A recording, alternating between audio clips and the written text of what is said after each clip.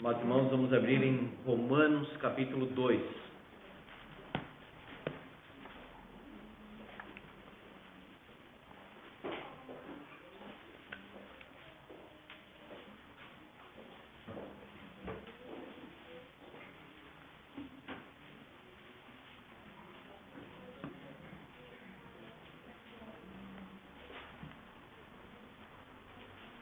Nós vamos ler 1 a 16. Romanos capítulo 2, eu lerei o versículo 1 a 16, peço que os irmãos assim acompanhem. Portanto, és indesculpável, ó homem, quando julgas quem quer que sejas, porque no que julgas a outro, a ti mesmo te condenas, pois praticas as próprias coisas que condenas. Bem sabemos que o juízo de Deus é segundo a verdade, contra os que praticam tais coisas. Tu, ó homem, que condenas os que praticam tais coisas e fazes as mesmas, pensas que te livrarás do juízo de Deus? Ou desprezas a riqueza da sua bondade, tolerância e longanimidade, ignorando que a bondade de Deus é que te conduz ao arrependimento? Mas segundo a tua dureza e coração impenitente, acumulas contra ti mesmo ira, para o dia da ira e da revelação do justo juízo de Deus, que retribuirá a cada um segundo o seu procedimento. A vida eterna, aos que perseverando em fazer o bem procuram glória, honra e incorruptibilidade, mas ira e indignação aos facciosos, que desobedecem à verdade e obedecem à injustiça. Tribulação e angústia virão sobre a alma de qualquer homem que faz o mal, ao judeu primeiro e também ao grego. Glória, porém, e honra e paz a todo aquele que pratica o bem, ao judeu primeiro e também ao grego. Porque para com Deus não há acepção de pessoas. Assim, pois, todos os que pecaram sem lei, também sem lei perecerão. E todos os que com lei pecaram, mediante lei serão julgados. Porque os simples ouvidores da lei não são justos diante de Deus, mas os que praticam a lei hão de ser justificados. Quando, pois, os gentios que não têm lei, procedem por natureza de conformidade com a lei, não tendo lei, servem eles de lei para si mesmos. Estes mostram a norma da lei gravada no seu coração, testemunhando-lhes também a consciência e os seus pensamentos, mutuamente acusando-se ou defendendo-se. No dia em que Deus, por meio de Cristo Jesus, julgar os segredos dos homens, de conformidade com o meu Evangelho. Amém. Amados irmãos, Paulo saudou esta igreja dizendo que esta igreja era amada. Amada por Deus, amada por Ele. Depois Paulo diz que ora pela igreja e ele apresenta para esta igreja que ele não conhecia na sua maioria, ele apresenta o Evangelho. Ele diz que ele não se envergonha deste Evangelho, versículo 16. O Evangelho da justificação pela fé. Ele introduz este assunto no versículo 17 e toda a carta vai tratar exatamente sobre essas questões da justificação pela fé. Por que nós precisamos do perdão de Deus? Por que nós precisamos da reconciliação? Porque estamos debaixo da ira. Aí ele entra no versículo 18. A ira de Deus se revela do céu contra toda impiedade e perversão dos homens. Talvez se você chegar para alguém hoje e falar assim, você é salvo, a pessoa pode dizer o seguinte, salvo do quê? Tem um livro, inclusive, do R.C. Sproul, que tem esse título, salvo de quê? O que é pecado? O que é a ira de Deus? O que é o juízo final? E mais, será que essas coisas existem mesmo? Paulo então desenvolve toda a ira sobre a humanidade, versículo 18 a 32. Sobre aquele que sufoca o conhecimento de Deus para pecar, para se entregar à iniquidade. Fala então de modo geral dos ímpios, versículo 18 a 32. E alguém poderia dizer o seguinte: realmente, Paulo, eles estão perdidos. Os ímpios, os depravados, aqueles que são gentios. Paulo então começa a falar aqui no capítulo 2 do moralista, daquele que não tem Deus e julga ser uma pessoa moral, que tem um fundamento ético, mas na verdade ele também não conhece a Deus, mas confia na sua própria justiça, que na verdade ele não tem. Também é indesculpável. Você consegue observar aí no versículo 1, és indesculpável. No capítulo 1, versículo 20, ele diz, no finalzinho, tais homens são por isso indesculpáveis. Então, este grupo aqui é indesculpável, que nós vamos ver agora, e o que nós examinamos no capítulo 1 também é indesculpável. Ou seja, não pode encontrar desculpa, não tem o que dizer diante da justiça e da ira de Deus. Isso que é indesculpável.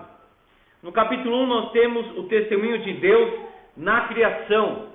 Aqui, nesse texto que acabamos de ler, temos o testemunho da consciência, que ainda resta em qualquer homem, mas que pode ir perdendo também por causa do excesso de pecado. Mas de modo geral, todos os homens que ainda são, mesmo caídos, imagem e semelhança de Deus, têm essa consciência. Princípios gerais, que ele até pode praticar, mas não para a glória de Deus. Mas até aqueles que não são cristãos ainda têm alguma consciência moral. E com base nessa consciência, o homem será julgado por Deus. Ele nega a consciência que ainda lhe resta. No capítulo 1, o homem nega o conhecimento de Deus estampado na criação. Nós temos também revelação aí no versículo 5. Da mesma forma que no capítulo 1 nós vimos a revelação de Deus na criação, a manifestação da criação. Temos também retribuição, versículo 6 do capítulo 2. Da mesma forma que temos no capítulo 1, Deus que retribui ao homem. Revelação, retribuição e juízo.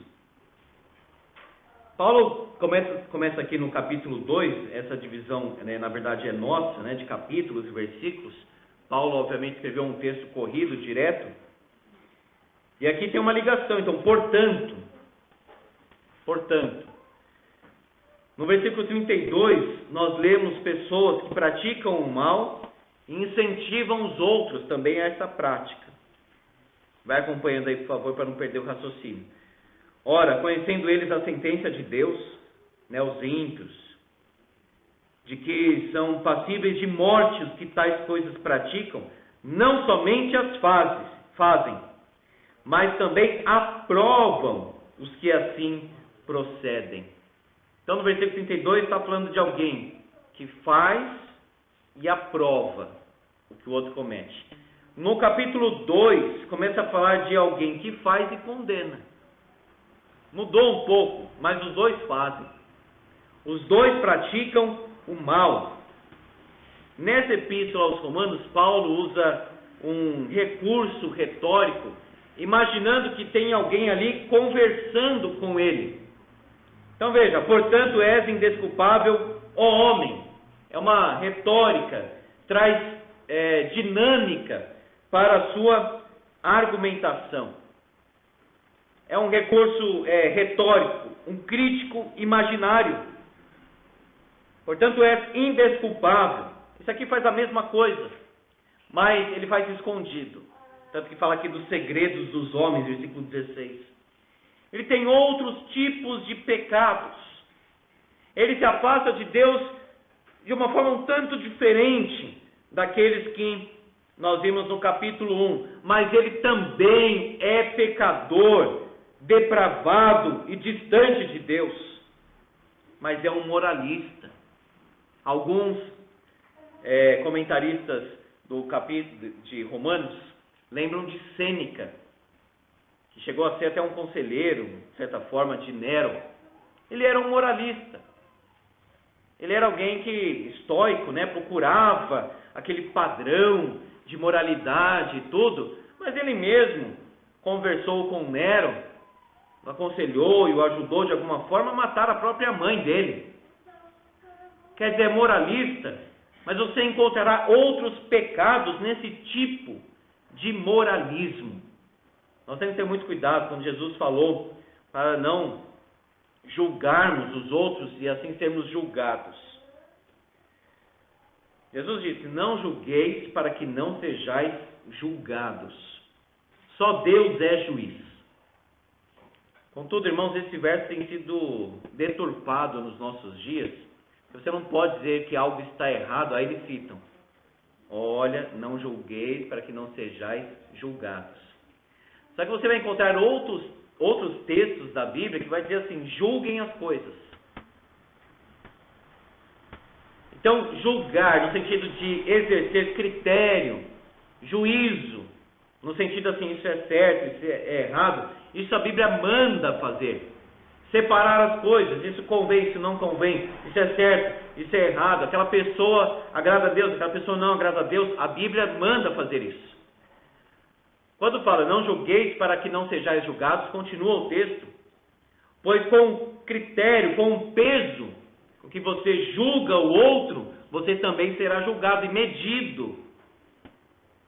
Por que você quer tirar o cisco que está no olho do irmão, sendo que tem uma trave enorme, uma madeira enorme no seu? É aquela pessoa que quer falar do outro, quando ela mesma não vive. Este é o problema ali. Agora, se alguém está desviado da verdade, o cristão tem a responsabilidade diante de Deus de dizer o seguinte: irmão, você está falhando nisso, está errado nisso, não convém fazer isso. Agora esse texto que diz, não julgueis para que não sejais julgados, Mateus capítulo 7, logo em seguida Jesus fala o quê? Não lanceis perante os porcos as vossas pérolas. Isso é um tipo de juízo. Você tem que considerar aquele que é gentil, que diante da mensagem do Evangelho, ao invés de abraçar, receber, vai pisar, vai zombar. E o problema deste homem aqui não é o bom senso ou a verdade absoluta que existe em Deus. O problema deste homem é o seguinte: ele julga, mas pratica as próprias coisas que ele condena. É terrível. O problema então deste homem não é a moral, não é dizer está errado, é que ele faz a mesma coisa que ele está condenando. Paulo depois, nós não temos tempo, por isso que paramos aqui no versículo 16, depois ele vai falar o seguinte: condena, versículo 22, dizes que não se deve cometer adultério, e o cometes? Abominas os ídolos e lhes roubas os templos? Diz assim, não podemos cometer idolatria, mas ele mesmo lá tem os seus ídolos escondidos. Então ele não é um pecador, digamos assim, público, declarado, depravado publicamente, mas ele tem os seus pecados secretos, abomináveis diante do Senhor. Primeira coisa então, irmãos, a hipocrisia do moralista que é confrontada. És indesculpável, ó homem, Paulo diz. Versículo 3, tu, ó homem. Essa pessoa que Paulo está imaginando, mas não fora da realidade, porque nós temos muitos hipócritas moralistas. Então ele está dialogando e dizendo assim: olha, lembra que você é homem, que você é pó, que você é pecador. Reconheça o seu pecado. Paulo está dizendo o seguinte: com os outros, irmãos, muitas vezes nós somos muito severos, mas com o nosso próprio pecado, muitas vezes, aí nós somos condescendentes, ou seja, pegamos leve. O outro não escapa do nosso juízo, da nossa espada. Mas, quando falamos de nós, aí nós pensamos na bondade de Deus. Paulo diz aí no versículo 4. Despreza a riqueza, a sua bondade, tolerância, longanimidade, ignorando que a bondade de Deus é que te conduz ao arrependimento. Esse hipócrita moralista dizia o seguinte: olha, eles são depravados, eles são condenados por Deus.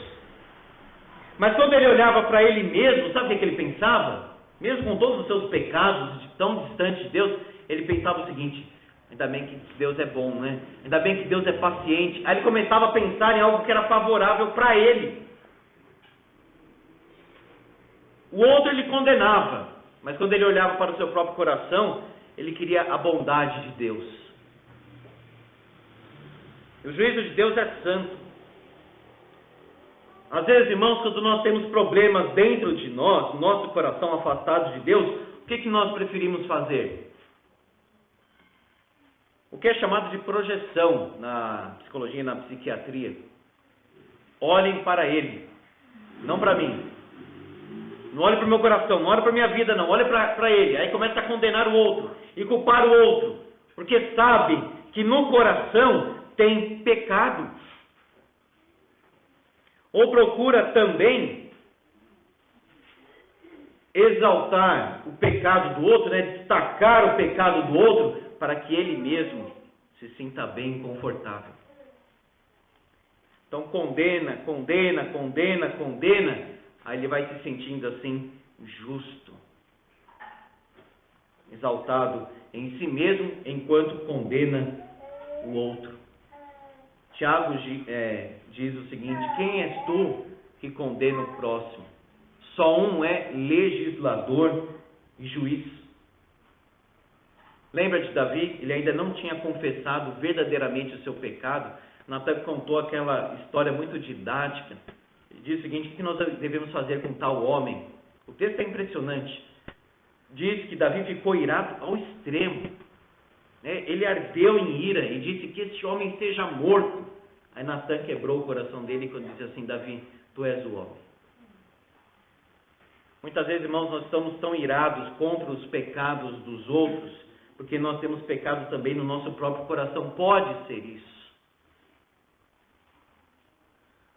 Que ele seja morto. E Davi deveria morrer, porque ele adulterou. Se você pegar lá as leis do Pentateuco, ele deveria ser morto, sim. Ele deveria pagar o pecado que ele cometeu com a morte, mas Deus o perdoou. Deus sim pode absolver o pecador quando ele quiser. O que Davi estava sendo ali então? Um moralista hipócrita. Irmãos, quando nós falamos do outro, mas nós mesmos também estamos cometendo aquele pecado, o nosso juízo fica pior. Nós estamos condenando no outro aquilo que nós mesmos fazemos. Agora, se eu tenho buscado a Deus, se eu tenho buscado uma vida reta diante do Senhor e vejo alguém se desviando do caminho, é a minha responsabilidade ajudar esse irmão, mas sem soberba, sem arrogância, como se fosse melhor do que ele. Aí sim eu posso falar com essa pessoa, e devo. Aquele que ajuda o irmão agrada a Deus. A exortação, a advertência é um caminho da santidade. Agora, se eu vejo alguém se desviando e deixa essa pessoa cair, é falta de amor. Paulo então está confrontando esse homem. Olha, você julga o outro. E quando você fala assim, você não pode adulterar, sendo que você mesmo está adulterando, assistindo pornografia, pensando modernamente, olhando para o sexo oposto nas ruas, conversas imorais, está se condenando. Quando eu falo assim, o adúltero não tem lugar no reino de Deus. E se adultério, então eu estou falando para a minha própria condenação, é pior ainda. Quem se autocondena naquilo que fala. É isso que Paulo está dizendo aqui. Pois praticas as próprias coisas que condenas. Meus irmãos, nós temos que viver para falar. Nós primeiro temos que praticar, para depois pensar em falar qualquer coisa. Fala mais com a vida do que com as palavras. Agora, um testemunho incoerente é a pior coisa que tem. É condenação para a própria cabeça. O juízo, então, de Deus é santo. Deus quer uma vida santa. Deus odeia duplicidade, duas caras. Uma coisa dissimulada. É uma coisa na igreja, é outra coisa em casa, é outra coisa no trabalho, é outra coisa na rua. O que é isso? Seja crente e pronto, em tudo quanto é lugar. Seja coerente, fiel.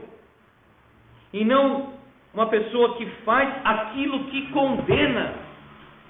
O juízo de Deus é santo, o juízo de Deus é verdadeiro. Veja, bem sabemos que o juízo de Deus é segundo a verdade, contra os que praticam tais coisas. Não tem falha no juízo de Deus. Não existe algo para ser consertado e remendado. O juízo de Deus também é fiel.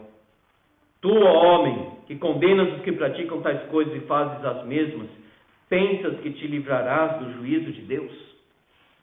Ó homem, pensa que vai ficar impune? Mas aí ele começa a falar da bondade de Deus, né? Que bom que Deus é paciente, bondoso. Mas a bondade de Deus conduz ao arrependimento. O amor de Deus é um amor santificador. Não é aquele tipo de amor, por assim dizer, que deixa a pessoa no pecado. Eu conheço o amor de Deus, mesmo assim estou vivendo em pecado. Não conhece o amor de Deus, porque o amor de Deus é puro. Traz pureza, traz santificação. Então Paulo está dizendo, olha, você moralista, que condena os outros, mas peca do mesmo jeito. Gosta de pensar na paciência de Deus, né? Longanimidade, bondade, tolerância. Mas saiba que tudo isso conduz a arrependimento. Sabe o que é arrependimento? É voltar para Deus e para os seus caminhos. O arrependimento é a marca inicial da vida cristã. Nós nos arrependemos. Nós voltamos para Deus. Voltamos para os caminhos de Deus. E essa era a ênfase de João Batista e de Jesus. Arrependei-vos, porque está próximo o reino dos céus. Paulo diz, você pensa que se livrará do juízo de Deus? É algo um tanto desconfortável para pensar, não é? O juízo de Deus. É mais fácil pensar como moralista escapando aqui, pensando na paciência, na bondade, na tolerância. Isso todo mundo gosta de ouvir, não é verdade? Você fala assim, hoje eu vou falar do amor de Deus. As pessoas pensam, que bom, que bom. Mas nós devemos pensar, irmãos, no amor de Deus, não em detrimento dos outros atributos de Deus, porque tudo está em ordem no ser de Deus. Deus é amor. Por outro lado, Deus é santo, santo, santo. E não há uma questão assim paralela. O amor de Deus é um amor santo e a santidade de Deus é amorosa. Um atributo, por assim dizer, qualifica o outro. Ninguém escapará do juízo de Deus. João Batista, batizando lá no deserto, encontrou aqueles religiosos hipócritas também, moralistas hipócritas. Chegavam para ele para batizar e tal, com toda aquela cena de piedade falsa. E aí João Batista falou assim, quem vos induziu a fugir da ira vindoura? Raça de víboras. Eles eram cobras mesmo, pessoas dissimuladas. E pensavam que iriam escapar. Portanto, não negocie com a sua mente. Vivendo no pecado e pensando o seguinte, não, mas Deus vai me perdoar. Sempre que eu pecar, Ele perdoa. Vou continuar vivendo no pecado porque eu sempre posso contar com a graça de Deus. Paulo diz, você pensa que você vai escapar do juízo do Senhor? Irmãos, parece que essa mensagem do juízo de Deus, do trono branco, do tribunal do Senhor Jesus Cristo, Apocalipse 20, não tem servido de meditação para a igreja. O inferno, irmãos, é eterno. Prova pensar nisso? Se tem uma doutrina que fica difícil de encaixar na nossa mente, é essa, mas nós aceitamos porque está na palavra. O sofrimento é eterno. E você vai brincar com a sua alma? E você vai ter uma vida indiferente diante do amor de Deus? E vai continuar com uma vida dissimulada, hipócrita, apenas moralista, sem arrependimento? Volta para o Senhor. E são esses temas, irmãos, que nós precisamos ouvir mesmo, para que haja arrependimento na nossa vida antes que venha o grande dia do Senhor Jesus Cristo, o dia do juízo final. Eu posso estar dizendo, olha, a bondade de Deus, realmente, Ele é bondoso, mas é uma oportunidade para o arrependimento. Porque aquele que não se arrependeu não encontrará a bondade de Deus no dia final. Mas a ira, o pavor, o pânico, o desespero, a tal ponto que eles dizem o seguinte: para os montes caiam sobre nós, escondendo-nos da face da ira de Deus. Porque chegou o grande dia da ira deles, quem é que pode escapar da ira de Deus e do Cordeiro? Quem poderá suster-se, ou seja, quem conseguirá escapar? A hipocrisia dos impenitentes é castigada. Olha só, o castigo é por causa da vida que leva. Versículo 5, dureza de coração, coração inflexível, impenitente, ou seja, que não se arrepende, acumula contra ti mesmo ira. Ele é indiferente e um pecador indesculpável. Pecador inflexível porque é um coração duro. Pecador impenitente porque não se arrepende. Pecador indiferente porque está acumulando a ira de Deus sobre a própria cabeça e ele não se importa. E é um pecador indesculpável porque Paulo diz: justo juízo de Deus. Deus irá condenar e ninguém vai questionar nada.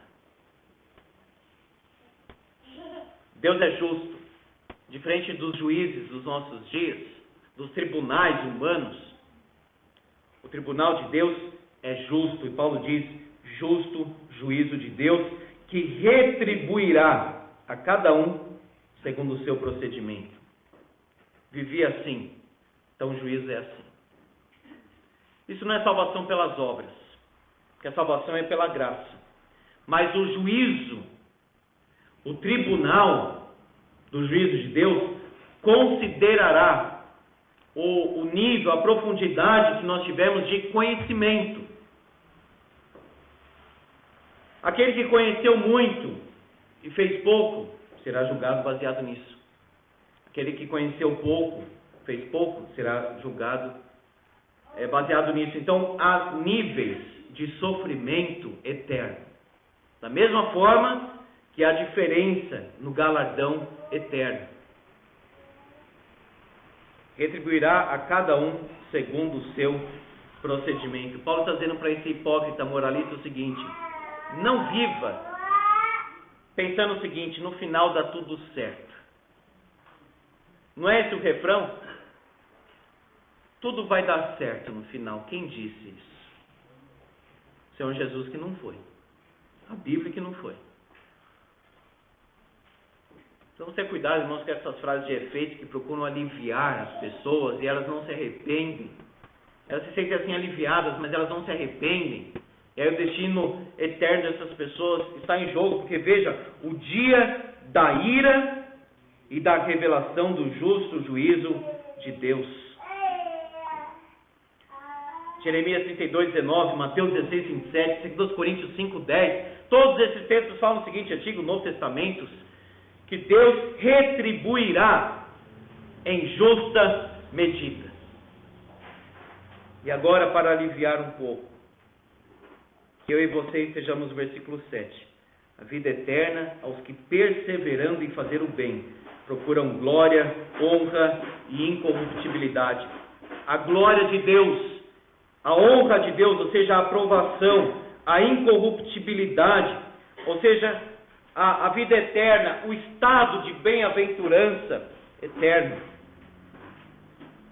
esteja do lado de Cristo. E aí tem glória, honra e incorruptibilidade. Agora, quem não está com Cristo, quem está à sua própria sorte, quem está vivendo no pecado, ira e indignação. Eu vivo no pecado, receberei a ira de Deus sobre mim. A indignação ao faccioso, briguento, pessoa hostil, contencioso, aquele violento, desobediente, desobedecem à verdade e obedecem à injustiça. A verdade clama, a pessoa diz não. A injustiça clama, aí a pessoa diz sim. O convite da mentira é aceito. O convite da injustiça, do pecado. Paulo continua. Tribulação e angústia virão sobre a alma de qualquer homem que faz o mal. Ao judeu primeiro, também ao grego. Se a salvação é oferecida no plano de Deus primeiro ao judeu, o juízo também será. O juízo começará pela casa de Deus, e isso envolve a igreja hoje também. O juízo, meus irmãos, começa pela casa de Deus. Quando o anjo, lá em Ezequiel, mandaria juízo sobre o povo impenitente, o Senhor disse o seguinte: comece pelo santuário. Aqueles que não têm o selo do Espírito Santo. Ira, indignação, tribulação e angústia. Certamente você não quer isso.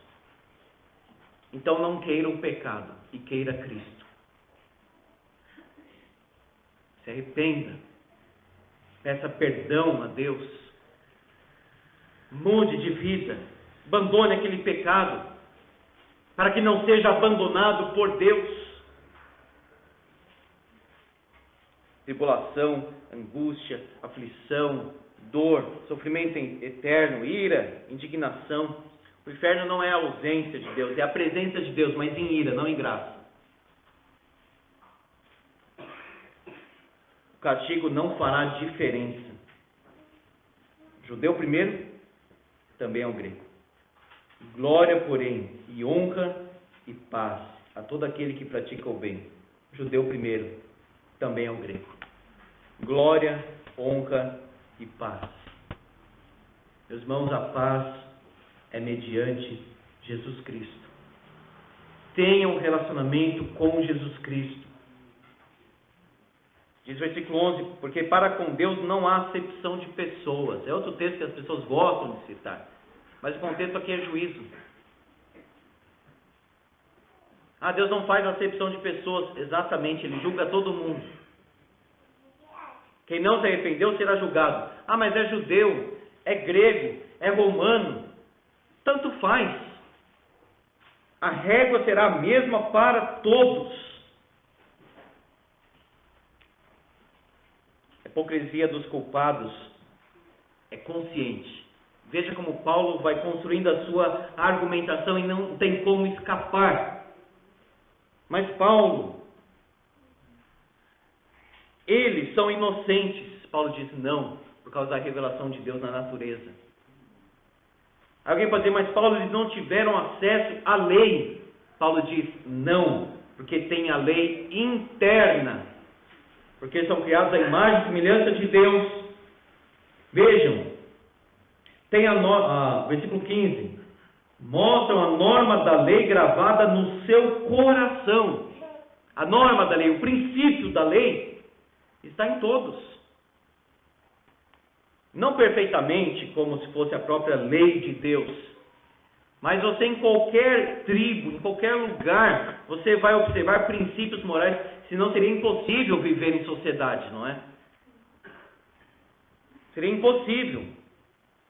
E até, irmãos, aqueles que não conhecem a lei de Deus, não vivem a lei de Deus, têm vergonha de adultério, de outros males.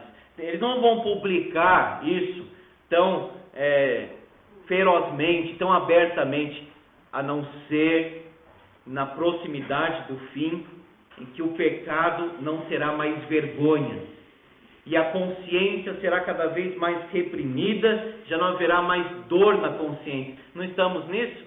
As pessoas adulteram e contam que adulteraram. A prostituição já não é vergonha mais. Roubou, anuncia que roubou, e o povo aprova o que é ladrão.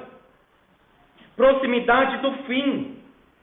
Uma consciência o quê? Cauterizada. O pior é quando é coletiva. Uma consciência assim sufocada, menor, não se sente mal em pecar, não acontece nada.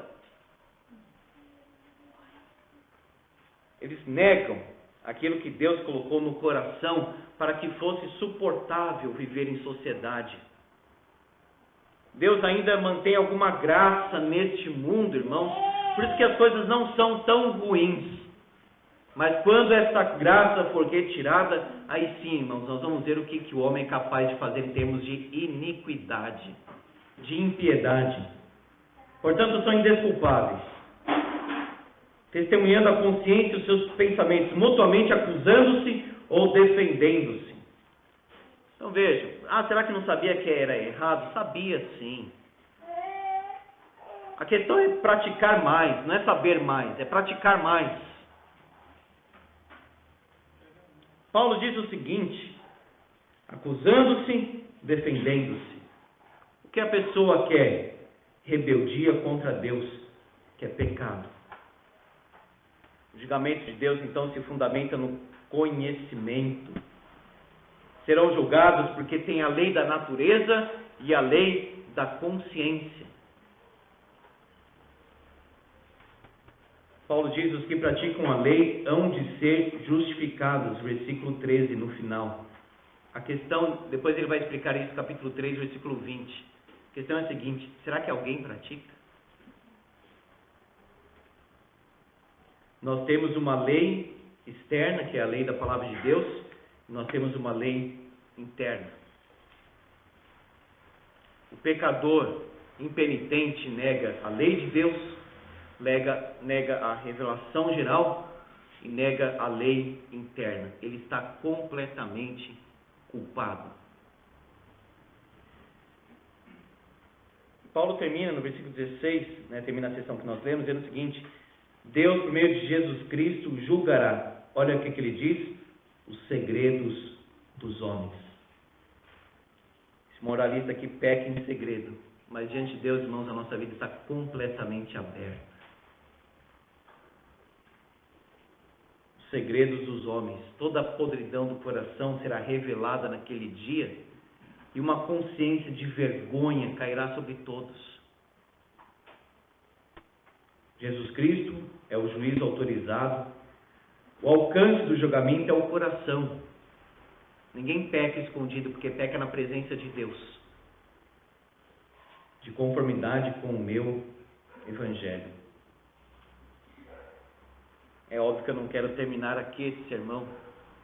Ninguém quer ir no médico e ouvir tudo o que tem e não receber um tratamento, um remédio, um caminho para a cura. Portanto, se diante desta mensagem a sua consciência se encontra culpada diante de Deus, isso é muito bom. Porque o problema é quando a pessoa ouve essa mensagem de Romanos, dá as costas, vai embora como se não tivesse escutado absolutamente nada. Continua vivendo da mesma forma. Então a solução é a seguinte, segundo a palavra de Deus. Primeiro, confesse o seu pecado dizendo: Senhor, é isso mesmo. Eu sou um grande pecador. Esse texto está falando de mim mesmo. O 1 falou, o 2 falou. Eu sou isso. Eu sou um pecador. Eu tenho vergonha. Se a minha vida fosse exposta aqui, em alguns lances, tudo que eu pensei, tudo que eu fiz secretamente, eu sairia envergonhado, talvez até me mataria, tanta vergonha dos pecados ocultos, secretos. Senhor, eu pequei. mas agora quero confiar no pagamento da minha dívida, porque o pecado, meus irmãos, é uma dívida. Por isso que Jesus Cristo morreu na cruz, para pagar a nossa dívida. Ele rasga o escrito de dívidas e diz: você está completamente perdoado. Se a nossa culpa é tão grande, nós precisamos de um Salvador que seja maior do que ela. Ou seja, eu não vou salvar a mim mesmo, nem você, nem ninguém. Nem você vai te salvar, nem pastor algum, nem padre, nem ninguém. Nem santo da história nenhum. Mas Jesus Cristo tem poder para te salvar. Se confessarmos os nossos pecados, Ele é fiel e justo para nos perdoar os pecados e nos purificar de toda injustiça. Toda aquela mancha de pecado, Jesus Cristo olha e diz: perdoado. Perdoado completamente, perfeitamente. Como diz o hino, eu senti sobre mim o castigo da lei. Apressado fugi, em Jesus me escondi.